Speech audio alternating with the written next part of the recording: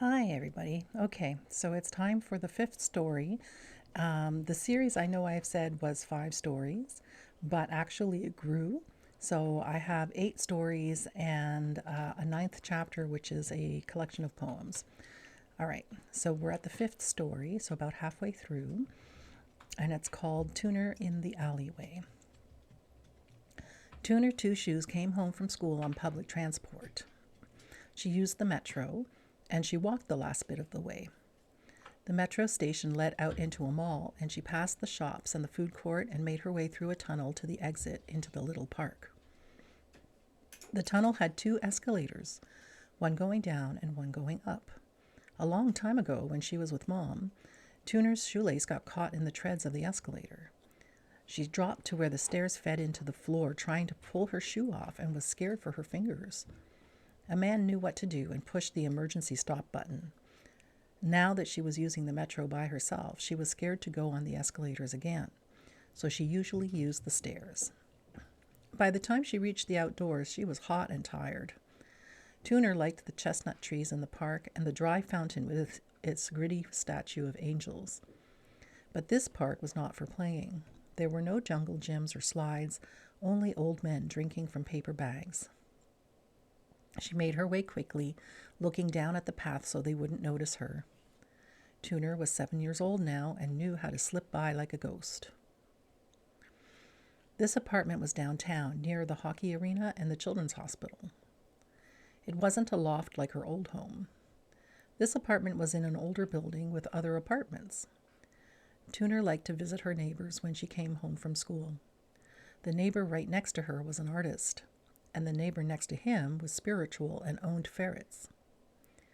The old lady downstairs had hard candies for the boys she took care of. Tuner couldn't visit there for long because Mom didn't have money to pay the lady to watch her after school. Dad now lived in Toronto, so she didn't see him anymore. Tuner was happy just to live with Mom and her cat. In the hours before Mom got home, Tuner's favorite thing to do was to draw. I know how to be by myself, she thought, because I am an artist. The artist next door often let her watch him draw pastel portraits, and sometimes had extra paper for her to use. If the neighbors weren't home, or if she had lost her key, she often found the landlord fixing things in the laundry room. Finally, when everyone was busy or gone, she would explore the alleyways. At her old home, she had been used to playing in the alley and taming the cats who lived there. It was harder to find cats in the alleys downtown. What Tuner did find was two older girls who wanted to play with her. They were 13 years old and had boyfriends. One day, they convinced Tuner to let them into the apartment to see her cat. They explored every inch of the place, her little room, and even her mother's bedroom. The older girls started putting on Mom's jewelry and posing in the mirror. Tuner was not allowed to play with Mom's jewelry, and she wanted the girls to stop, but they were hard to convince.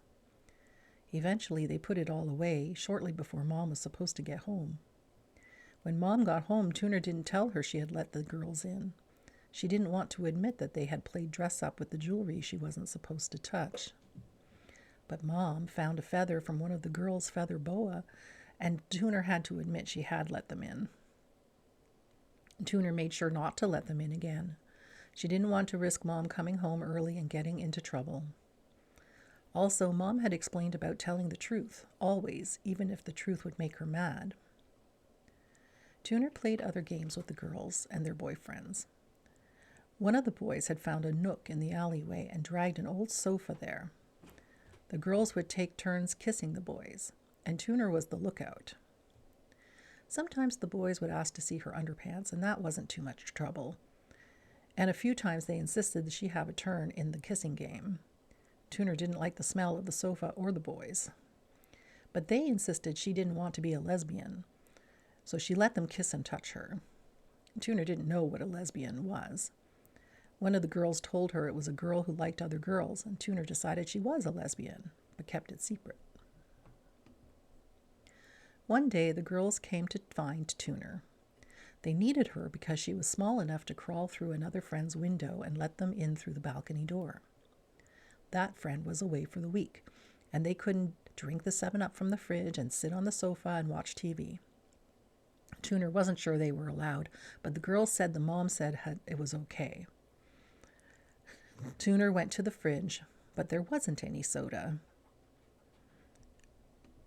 One of the girls went into the mom's bedroom and started trying on her jewelry. Then came out with a pillowcase full of necklaces and rings. "Here," she said to Tuner, "you take this bag and hide it in your house. We can get it from you later." Tuner was sure this was not a good idea. Her stomach felt hot and the room rocked around her. What could she do? If she didn't take the bag of jewelry, the girls wouldn't be friends with her anymore. While Tuner was wondering what to do, the other girl started making a mess.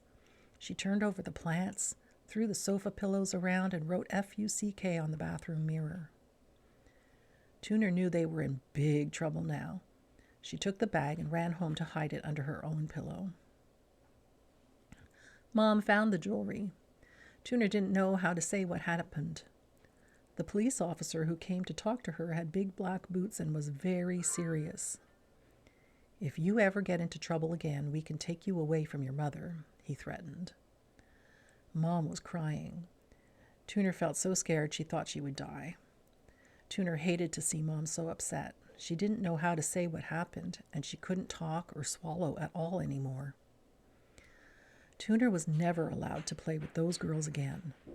This was a relief because the kissing game had made her feel sick, but she also wouldn't ever talk about that because she never wanted to be taken away from Mom. And that is the end of the 5th Tuner story called Tuner in the Alleyway. Hope you enjoyed it.